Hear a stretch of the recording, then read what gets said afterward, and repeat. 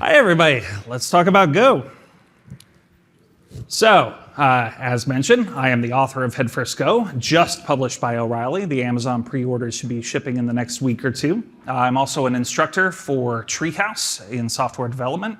And unlike the Rust and Zig speakers, I am not a language implementer, so I am terrible about talking about abstractions. Mostly I'm going to let the code speak for itself during this talk. The goals for the talk overall, we're going to get an overview of the language. We only have about 45 minutes to allow time for questions. Might go a little over, we'll see about that. But regardless, we're going to be moving fast. So you are not going to learn Go by the end of the session. Where you can learn Go, there's this awesome website called the Go Tour. It's interactive. You can enter Go code and run it right there in your web browser.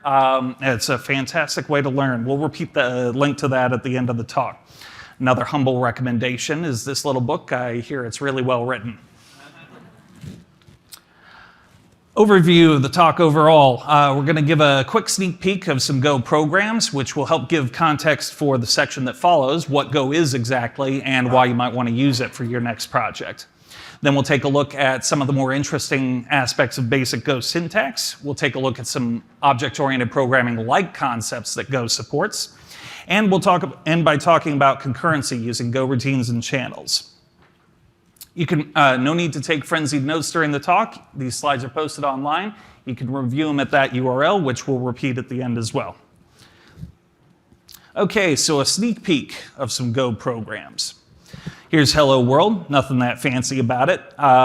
This indicates that this code is all going to be in the main package. You then import the format package, which contains the print line function, which we call down here, to print Hello Philly out to the terminal. Here's a tiny web app. It relies on the net-HTTP package. Here we have a hello handler function, which accepts a response writer, an HTTP response writer, as well as an object requesting or representing the HTTP request. And it simply writes out an HTML header out to the response. Go supports first-class functions, so we call the handleFunc function and specify that anytime it receives a request with a path of /hello, it should pass that off to the hello handler. We pass the hello handler function to the handleFunc function. Here's a quick look at a program that uses Go routines and channels. So we have here a response size function, which accepts a URL it should retrieve as a string, and then it also takes a channel that it should send the response size back over. Here in main, we create a new channel, which we then pass to the response size function, and we call response size 3 times, each with a Go routine. We set it up as a Go routine just by preceding it with the Go keyword. So those 3 calls all take place concurrently. It doesn't wait for each response to come in before it makes its next request. Then we read the sizes off the channel we passed in and print them out. We'll take a more detailed look at each of these programs later. All right, so why would you want to use Go for your project? Let's take a quick overview of the language ethos, if you will. So it's got a C-like syntax, nothing too surprising there. It compiles down to native code, so you distribute one executable and you're done. It's type safe, it's garbage collected, which, as another speaker said, causes unpredictable stop-the-world latency glitches. Hasn't been a problem in my experience, but you might not want to use it to write hardware drivers. And concurrency is built into the language, as you saw with Go routines and channels. Okay, but what can you do with Go exactly? Well, for one thing, you could write Docker. So I looked up a presentation by one of the Docker developers, and he had some nice things to say about Go. Go build embeds everything you need, no more install this in order to run my stuff. There's an extensive standard library and data types. A lot of the functionality you need is built in. And there's strong duck typing, a feature we'll be talking more about later. You could write Kubernetes for container management. These quotes are from a blog post from one of the Kubernetes project founders. Code in Go isn't overly complex. People don't create factory objects everywhere. Something with the feel of C and more advanced features like anonymous functions is a great combination. And garbage collection. We all know how to clean up after ourselves, but it's so nice not to have to worry about it. Personally, I like the fact that Go values stability. Here's a quote from the Go compatibility promise, which is published online. It's intended that programs written to the Go 1 spec will continue to compile and run correctly, unchanged, over the lifetime of that spec.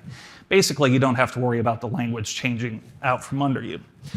But here's my favorite quote about Go, overheard at this very conference just yesterday. It's just a boring, really reliable, good language. I like boring when it comes to my software. How popular is Go? Well, there's a few different ways to gauge that. I looked at the Stack Overflow 2019 Developer Survey, which had a section saying the percentage of developers who responded that they use Go. And by that measure, Go ranks about number 9, right behind Ruby, right ahead of Swift. Go was designed by a small team at Google in 2007. It was made open source in 2009, and it hit version 1.0 in 2012. So as language as Go, it's a baby. Rationale behind the creation of Go, its creators had become frustrated by the undue complexity required to use the languages they were working with. They wanted support for concurrency because multi-core processors are everywhere now, but a lot of languages don't have built-in support for them. They wanted to fix that. And they wanted automatic memory management. To make resource management tractable in a large concurrent program, they needed garbage collection. So they wanted a language that had it. There's things they left out on purpose to make the whole thing simpler.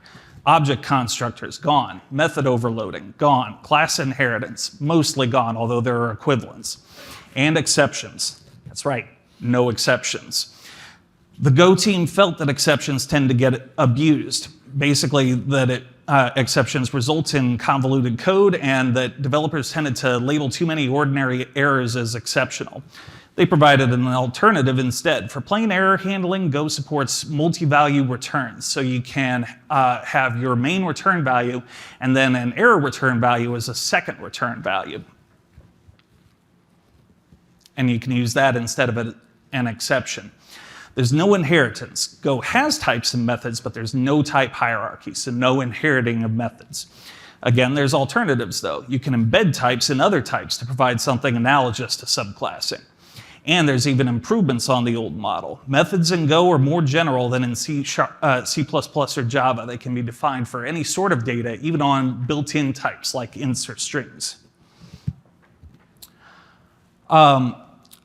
Concurrency support with Go routines. One thread supports many Go routines. Basically, they multiplex independently executing functions, coroutines, onto a set of threads. So a single operating system thread can run many Go routines. And that allows you to create hundreds or even thousands of Go routines using the same resources you might use for a handful of threads. So the effect for your program, it's like having multiple function calls running simultaneously. And if you have a multi-core processor in your computer, which you probably do, Go routines will help you make use of it. Other neat stuff. There's first-class functions. As we saw, you can pass one function to another or store it in a variable. There's built-in Unicode support and a room type to ensure that you are working with an entire character, not half of the bytes of a character. Interfaces are fully decoupled from types, that compile-time duck typing we were talking about earlier. And it includes lots of useful tools. Go-Get, for example, will download other people's packages for you and install them so your code can use them. Go-Format will format your code for you. And Go-Test will run all your unit tests for you. All of that's included standard with every Go install. Go-Format's pretty cool. It automatically fixes your code style. And here's the cool part. It acts as the community's style guide, so there's no more arguing about tabs versus spaces. It's tabs, by the way. Go-Format will change everything for you. Here's some code that's pretty badly in need of reformatting. You can see the indentation's all off, the spacing's inconsistent. So all I have to do is at my command line run go format and then the name of the file I want to reformat, or I can have a hook in my editor automatically do this for me.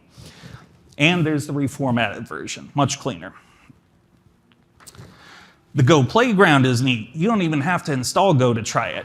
Just go to play.golang.org and you can edit and run Go code in your browser. We'll have that link at the end of the talk as well. Okay, let's look at some Go syntax. So I cut a lot of stuff out of this portion of the talk. We're keeping only the more interesting aspects in the interest of time.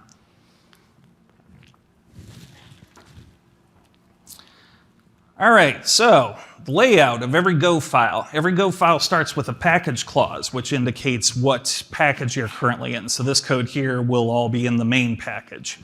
Then we have an import clause where we import any other packages we're going to use functions from. So this one imports the format package and uses its printline function to print hello Go out to the terminal. If you need additional packages, you just include them in the import statement. Here's the multi-import format here in parentheses. So we import the format, math, and strings packages. And you can see that we use the floor function from the math package to round a variable down, or to round a floating point number down. We use the title function from the strings package to capitalize a string. And we use printline again to print everything out to the terminal. If you include an import and don't use it, that's a compile error. Imports are expensive. They slow down compilation, and that was one of the priorities for the Go project, was fast compilation. So Go helps you by making sure that every import you declare actually gets used in your program. If you don't, that's a compile error. It warns you, and you can take the import back out. If managing all that manually sounds a little tedious, there's the Go imports command. It's a wrapper for Go format, so it'll automatically reformat your code while it adds your imports for you. You can install it with the command you see here, or just do a web search for Go imports. That'll have info on installing it and using a hook to integrate it with your editor. So here is that previous example, but with its imports section removed. All I have to do is hit save in my editor, and the import section is automatically added for me. And by the way, another big goal of the Go project was to make automated tooling easy. Go imports is just one example of the static code analysis that Go enables. Variables, boring topic, right? But you work with them a lot, so it's worth discussing briefly. Every variable has a type associated with it. Go is a type-safe language. So here we declare a myInteger variable with type int. Here we declare myFloat with type float64. We assign values to them, and we print the values and their types. But, of course, declaring types everywhere gets a little boring, so Go has short variable declarations. It can infer the type of what a variable should be from the initial value you assign to it. Here you're assigning an integer, so the type of myInteger must be int. Here you're assigning a float, so the type must be float64. Go doesn't allow you to add an import without using it, and it doesn't allow you to declare a variable without using it either. Here we declare subtotal and tax variables, but then print only the subtotal. Well, we probably made a mistake there somewhere, right? Why'd we declare tax if we're not going to perform a calculation with it? So that's a compile error. Tax declared and not used. It's your cue that, hey, you need to either remove that variable or do something with it. For loops aren't too surprising. You got an initialization, you got a condition, and you've got a post statement here. But a little more interesting is the for range setup, which will loop over a structure such as slice here. You can think of a slice like an array. So here we've got a slice of strings. This will loop over that slice and print the index and a value for each one of those. You'll notice we provide two variables, one to hold the index and one to hold the value. What if we skip using the index, though? Well, again, we're required to use every variable we declare, right? So that's a compile error. I declared and not used. In that case, we can use the blank identifier. That discards the value for you, and it provides a clear visual indicator that a value is being ignored. So you just put an underscore in place of the variable, and that'll indicate that you're discarding it, both to Go itself and to anyone who's reading your code. Multiple return values. Here we have a parse bool function from the string conversion package. So it takes a string that contains a Boolean and converts it to an actual Boolean value. But what if you were to pass a string that doesn't convert very well to a Boolean, such as the string foobar? Well, that needs to raise an error, right? Well, when we call parseBool and we only provide one variable to assign return values to, we get a compile error because parseBool is actually defined to return two values. That second value is an error value. It indicates that there was some kind of problem in converting the string to a Boolean. So up here, this call to parseBool, we now provide two variables to hold our return values. True converts to Boolean successfully, so flag is going to contain true, and error here is going to be nil. So no problems up here. Foobar, flag it's going to contain a Boolean, but it's not a value you can use because foobar doesn't convert to a Boolean successfully. So error is not going to be nil. In this case, we just do very simple handling and we log the error value we get out to the terminal and then terminate the program. You can do fancier error handling if your program requires it, of course. In Go, error handling is important. The language's design and conventions encourage you to explicitly check for errors where they occur. This is as opposed to other languages where you throw exceptions and sometimes catch them. This quote from one of the Go maintainers in the Go blog.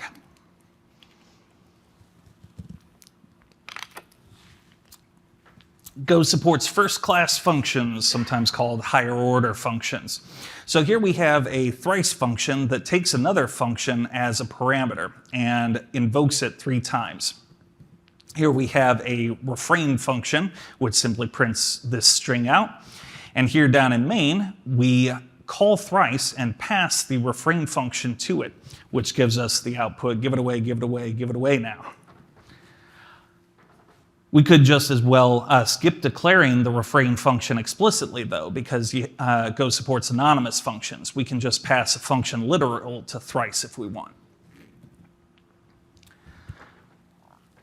Here's a more practical use of first-class functions. It's a simple web app. We've got a hello handler, which takes an HTTP writer and an HTTP request. And as we saw before, prints a header out to that response writer. The hello handler displays hello web, and the bonjour handler displays bonjour web.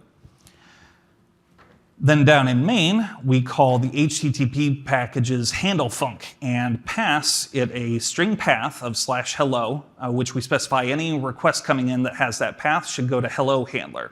This specifies any path or any request coming in with a path of bonjour should go to bonjour handler. Go supports various OOP-like concepts. It's not exactly OOP, they're not exactly objects, but you can do similar things with them. So, with objects, an object contains data and behavior, right? So first we're going to need data. With any variable in Go, you can declare that its type is a struct. A struct, as you're probably used to from other languages, is just an agglomeration of different fields, each with its own type. So here, this bucket variable is going to hold a struct with number, word, and toggle fields. Number is a float 64, a word is a string, and a toggle is a Boolean. And then we can assign values to each of those fields. But of course, repeating that struct type declaration everywhere you want to use it, that's not too practical, right? So you can declare a type with that struct as an underlying type. So you use the keyword type, you give it a name, my type, and here's that underlying type, same syntax as you would use to assign the type directly to a variable. And it's got number, word, and toggle fields, just like the previous struct did. Then all you have to do, if you want a variable with that type, is you say var bucket my type, and it'll have those number, word, and toggle fields available for you. You're not limited to struct types, though. A custom type can have an underlying basic type if you want, like an int, a float, a boolean, a string, whatever you need. So here we declare a type liters with an underlying value, with an underlying type of float64, and then a second type gallons with the same underlying type. Defining a type also defines a conversion from the underlying type to the new type. So here we take the float 10.0 and we convert it to gallons. Here we take the float 240.0 and convert it to liters. You can define methods on any type, even if the underlying type is just a basic type, like an int or a float or a string, as you see here. You can define methods on it. So here we take the type myType, and we declare a new method on it called sayHi. We do that by simply by specifying a receiver parameter. So right before the function name, we put the receiver parameter name followed by its type here in parentheses. Whatever type your receiver parameter has, that's the type that the method is going to get declared on. So myType now has a sayHi function. Anytime we create a myType value, it'll have a sayHi method we can call on it. And the cool part about receiver parameters is they act just like another parameter. You can access their value within the method just like you would this or self in other languages. So we've got myType here. Here's a revised sayHi method, which takes the value in myType. Remember, that's got an underlying type of string, and it just prints it. So if we declare if we create a myType value with an underlying string of a myType value and call sayHi on that, we'll get hi from a myType value. Declare myType with an underlying string of another value and call sayHi on that, and you'll get hi from another value. But an underlying type is not a superclass. The underlying type specifies how a type's data will be stored, but it will not inherit methods from that underlying type. So here we have myType, its underlying type is string as before, and here we have myType2 with an underlying type of myType. We can do this is legal. We can create a myType2 value with an underlying string, but what we can't do, even though the myType has a sayHi method defined on it, we cannot create a myType2 value and then attempt to call sayHi on it, because methods are not inherited from the underlying type. You'll get a compile error saying myType2 has no field or method sayHi. Although Go has types and methods and allows an object-oriented style of programming, there's no type hierarchy. There's no method inheritance, but there is another way to get the same benefits.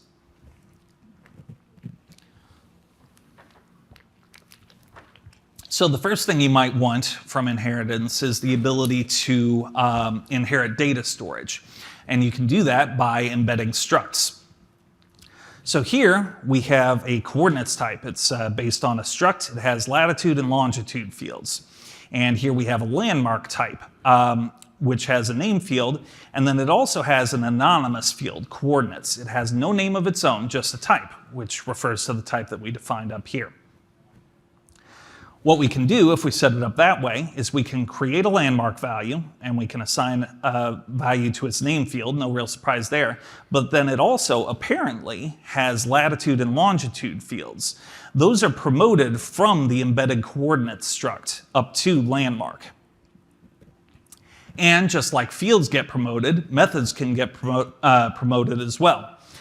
So if we were to define a location method on coordinates here, which you'll recall is embedded within location or within landmark, all the location method does here is it takes the latitude and longitude fields and formats them as a string, which it returns.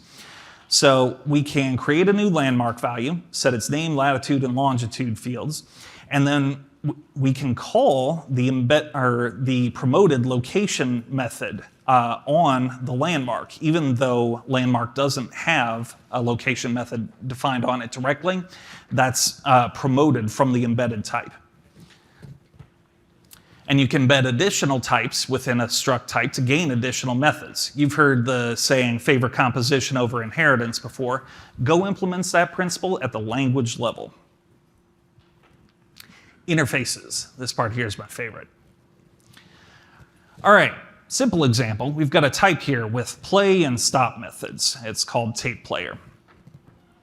And we've got another type with play and stop methods. This one's called tape recorder. There's play, there's stop, and there's an extraneous record method, which we're not too concerned about. We've got a function that accepts a tape player value. So it takes a slice of strings and loops over them and passes each of those strings to play on the tape player device it received. Then when it's all done playing the songs, it calls stop. Here in our main function, we create that slice of strings and we create a tape player value and pass it to playlist, and it will play each of those songs and then call stop when it's done. But don't try to pass a tape recorder to playlist, because playlist only accepts tape players. You'll get a compiler error if you try to do that. Can't use type tape recorder as type tape player when you're passing it to playlist. But we'd like playlist to accept either a tape player or a tape recorder, right? They both have play and stop methods. Well, what you can do is you can define a player interface with the method you want. So you use the same syntax for declaring other types, type string, the name you want your type to have, and then the underlying type is an interface. Here in the curly braces, you define a list of the methods you want it to have. So we want it to have a play method that accepts a string parameter, and we want it to have a stop method with no parameters. Notice that we didn't have to modify either the tape player or tape recorder types. We just declared the interface here independently of it. We can do that outside of the package where tape player and tape recorder are defined. We can do it anywhere we want. And any type that has play and stop methods automatically satisfies this interface. Now all we have to do is modify the playlist function to accept a value of the player type. We know that any player is going to have play and stop methods because the interface requires them, so we can safely call them within playlist. And now you can pass in a tape player or a tape recorder or any other type that happens to have play and stop methods. And they'll work the same. Structural typing is like compile-time duck typing. It makes Go feel like a dynamic language, such as Ruby or Python. This from a blog post on the topic. So, pretty cool feature. Let's end with a look at concurrency using Go routines and channels. So here's a non-concurrent program. And we took a sneak peek at this earlier. It takes a URL as a string, and it sends an HTTP request to retrieve that URL, and then returns, prints the length of the response body. Here in our main function, we note the time that we started processing, and we make 3 calls to response size. And then at the end here, we just print how long the whole operation took, how long the whole program took to complete.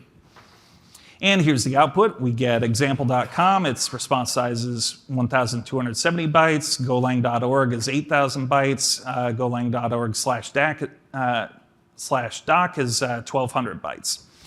Or 12,000 bytes, excuse me. Whole thing takes 1.5 seconds to finish. And that's because we're calling response size serially, right? We call response size, we wait for the response to come back, then we make the next call to response size. And that's fine if all you have is 3 URLs, but imagine if you had hundreds or thousands of them. That'd take a while, right? So instead, let's call response size as a Go routine. We're not going to make any changes to the response size function itself right now. We'll just add the Go keyword right before each call to it, and that will run each of these function calls in a separate Go routine concurrently. Unfortunately, this doesn't work quite like we want. The output consists of this scientific notation number. The runtime's so brief that the program run duration is a fraction of a second. And none of the response size Go routines get to even request their URL. Problem is, the main Go routine, every main function runs in its own Go routine automatically, even if you don't explicitly set one up. That main Go routine exits, ending the program without waiting for the response size Go routines to do their thing. What we can do to fix this is modify the response size function to accept a channel as a parameter. A channel type is written as chan, followed by the type of data you want that channel to carry. So we say that response size is going to have a channel parameter of type chan int. We make no changes to most of the code within response size, but then here at the end, we calculate the length of the response body, and we send that via the channel. Then here within main, we record the start time for the program as we did before. Here we make a new channel by calling the built-in make function. And we create a channel that's going to carry ints. We save that in the sizes variable here. And then for each of our response size go routines, we're going to pass the sizes channel as an argument to it. We'll then read the size that response size sends back over that channel and print it out. We do that 3 times. And here's our result. We get each of the pages, we print each of the sizes, and it finishes in half the time of the original, less than a second. So the channel accomplishes 2 things simultaneously. The channel reads cause the main go routine to block until the response size go routine send. So the program doesn't end until response size has a chance to do its thing. And also, the channel carries data. You don't have to set up a shared variable with a mutex surrounding it or anything like that. Just read from the channel to get the data you need back. So 2 birds, 1 stone. All right, to wrap up. Stuff we didn't have time for: defer, panic, and recover. All interesting topics. Defer is interesting because it lets you make a function call and then defer it to run until the enclosing function ends. So if you encounter an error, you can be sure that your deferred function call is going to happen anyway. You've got the panic and recover keywords, also interesting. We didn't have a chance to look at packages or modules, really. Those are worth looking up. We didn't get to talk about the testing package, which comes standard with every Go distribution. Definitely worth reading up on that. Didn't get to talk about buffered channels, which let you buffer a whole series of values sent over them before processing them. And we didn't really get to talk about runes or UTF-8 support. Definitely interesting features of the language, so worth looking up. Let's see, how are we doing on time? Because there were portions I cut out. We're actually in fairly good shape. So I am going to launch a little bonus presentation here.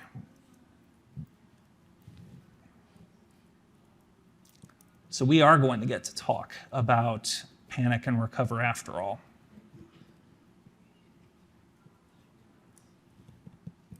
Let's see.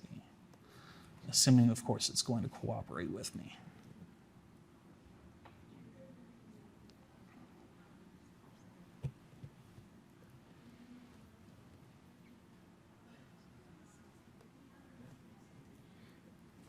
All right, defer, panic, and recover.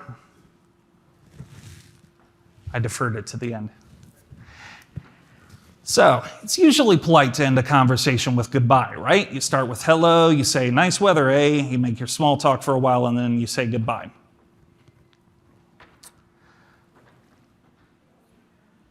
If you were to make an ordinary function call and write defer before it, it'll be deferred until the enclosing function ends.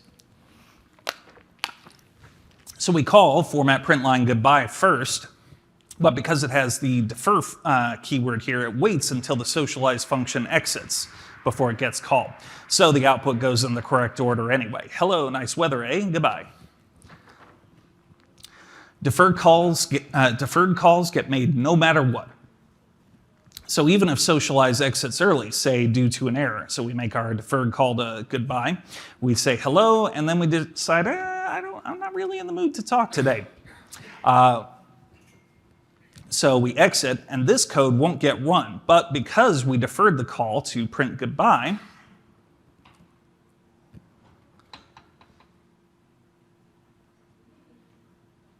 we get, or goodbye gets called anyway.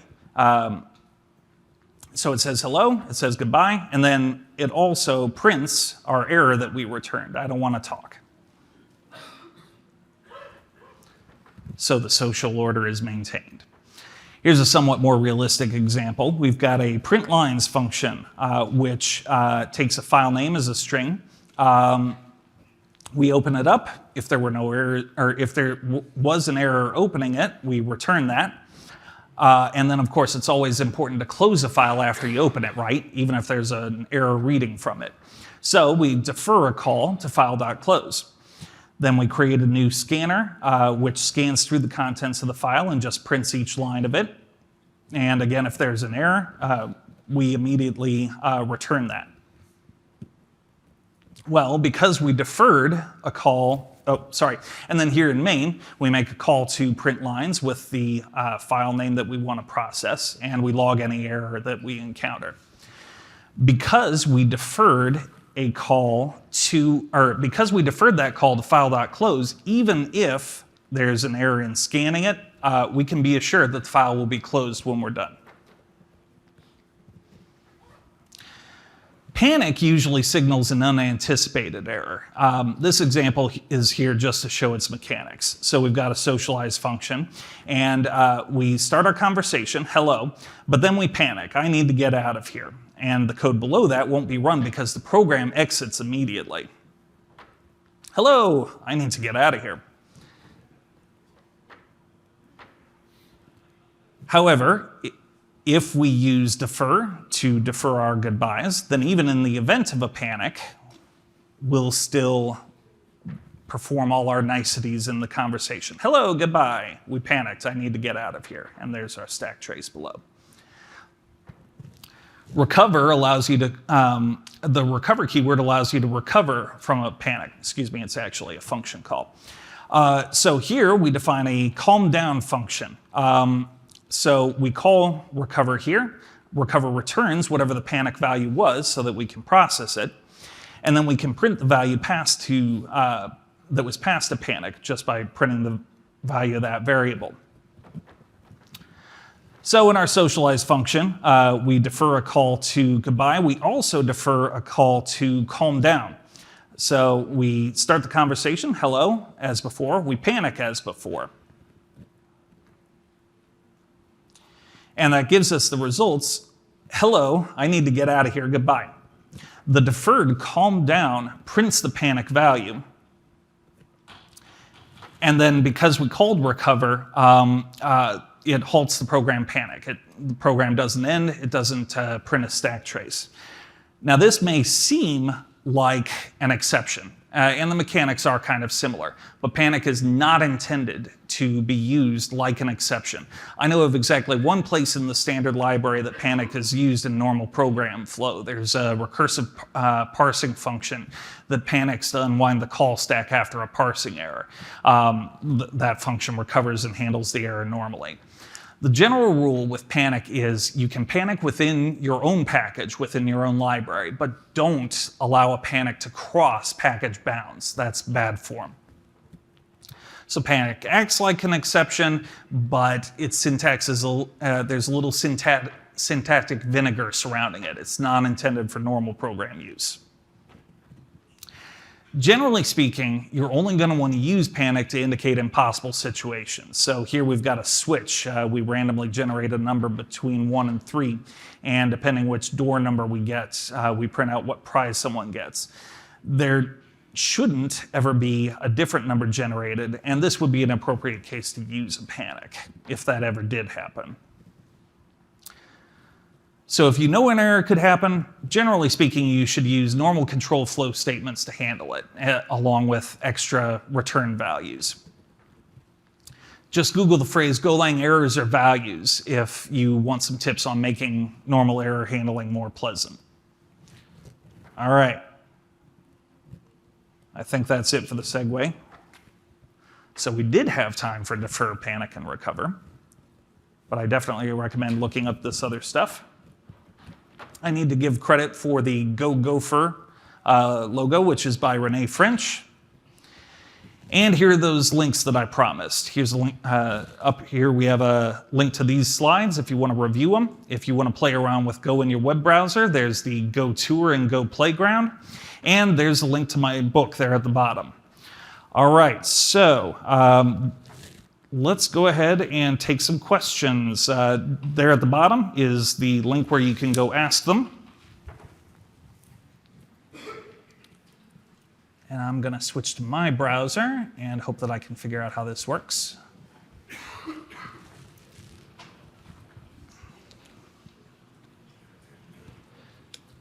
When using Go routines, how does Go maintain type safety in the event of a data race? I actually am not sure in that event. Yeah, so I'm going to have to punt on that one. I'll attempt to ping me on Twitter, and I'll attempt to look that up for you later. Let's see, what kind of support does Go have for calling lower level functions, say C, for example? There is CGo, the CGo package. So you can just call out, I don't know the specific details, but basically if there's a C function, you can include the code and make a call to it directly. How fast is Go compared to C, C++, Rust, or Zig? Again, the measurements are imprecise, but there's a site out there called the Programming Language Benchmarks Game, which has several standard algorithms that they ask people to implement in different languages. Generally speaking, you're going to find that C, C++, and Rust are going to be faster. I would presume Zig as well, in part because of Go's garbage collection. So there's a little bit of a trade-off for having that nice feature. Any way to time out a channel wait? I am not familiar with such a way, no. Will a partially implemented interface work? What if you have two interfaces in a scope that define the same function? I am not sure. There could be a collision, actually. Well, I would think that only a type that implements the entire interface would be acceptable. Where a particular interface is required. So you could avoid collisions that way. But no, any type that is missing methods required by the interface does not satisfy that interface and can't be used in those places. What are practical reasons for creating a custom type that's inherited from another custom type? To be honest, I don't normally recommend doing that. I only included that in my samples to demonstrate that methods aren't inherited.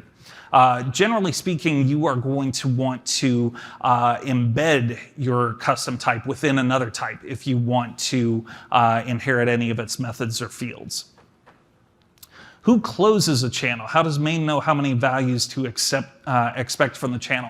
I didn't get to cover that here, but channels can be closed. I believe they are generally speaking closed by the Go routine, although it may be possible to close them from the main Go routine as well. Closing can be used to indicate when there are no more values to receive. Can you have multiple defer statements in one function? Yes, you can. The code samples we put up actually demonstrated that. Defers cause function calls to occur in the reverse order that they were deferred. So the behavior is well defined. And yes, you can do multiple defers.